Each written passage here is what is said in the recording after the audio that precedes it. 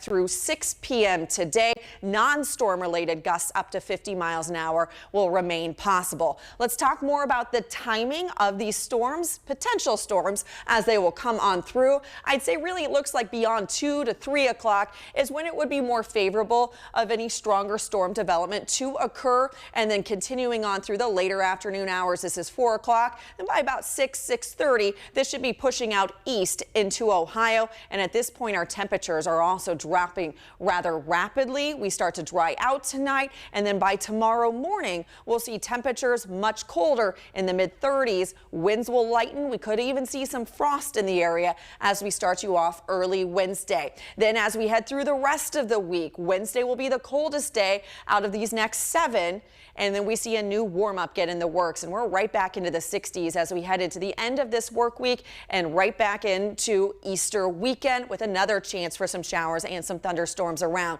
So today, possibly the chance for a couple of strong severe storms as we head into the late afternoon. Damaging winds are going to be the primary threat. If anything that we see that does develop of that nature, wouldn't completely rule out a spin up though, with a little bit of spin that we do have in the atmosphere. Tomorrow we're much cooler, mid-30s to start, upper 40s for highs, more sunshine around for the next few days. We're into the 50s by Thursday. By Friday we're into the 60s. We could see a few spotty showers around on Friday, but that day will be mainly dry. We'll have some periods of rain around as we head through the weekend. A couple of thunderstorms possible on Sunday, especially as we get into the later afternoon hours. And by Monday, we'll be back close to 70 degrees. Melissa.